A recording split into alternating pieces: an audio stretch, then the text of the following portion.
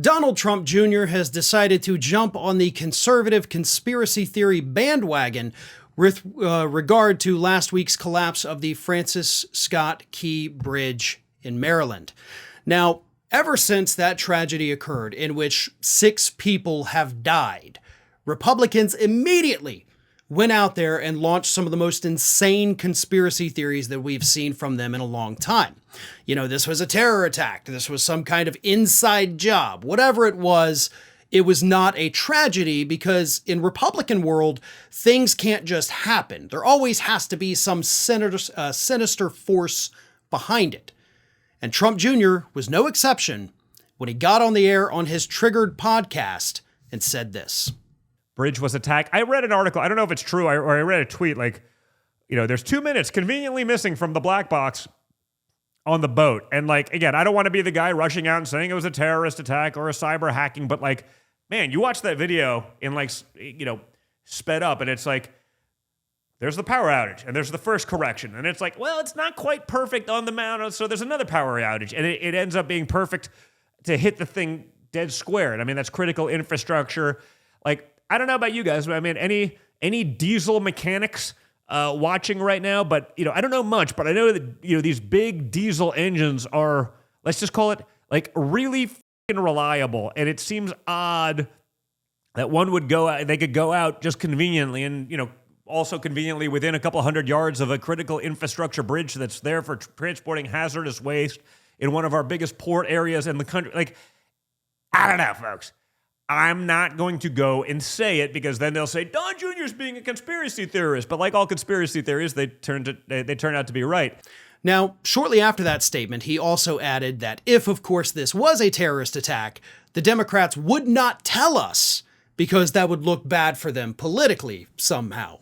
Like they just allowed this to happen. By the way, there is no evidence to back up anything that Don Jr. is saying there. All of the experts, all of the officials have all agreed that there was no indication in any way of this being a terrorist attack.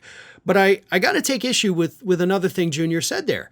He said that like all conspiracy theories, they turn out to be right, in the future. What? That's the most insane thing I've ever heard. All conspiracy theories, Trump Jr. says, turn out to be true in the future. That man's brain is completely broken.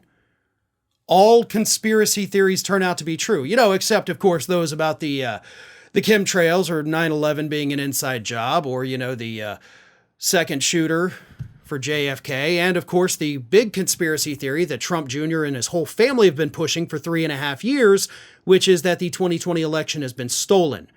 I mean, the number of conspiracy theories that have been completely debunked far outweighs those that have turned out to be true. Yet this moron sat there and said, all conspiracy theories, he didn't say some, he said all conspiracy theories eventually turn out to be true.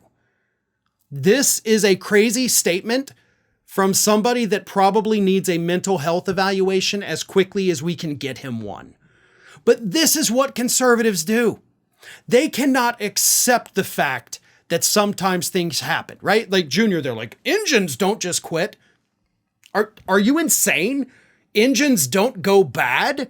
Really? Have you never owned a car?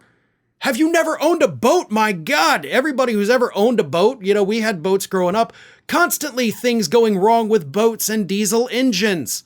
That's a part of life. That's why mechanics exist, you moron. Like, engines don't go bad. Yeah, tell that to the guy over at Pep Boys, right? Oh, well, what are we doing? We're just wasting our time. Conservatives cling to conspiracy theories because it is a way for them to cope with a world that scares and confuses them.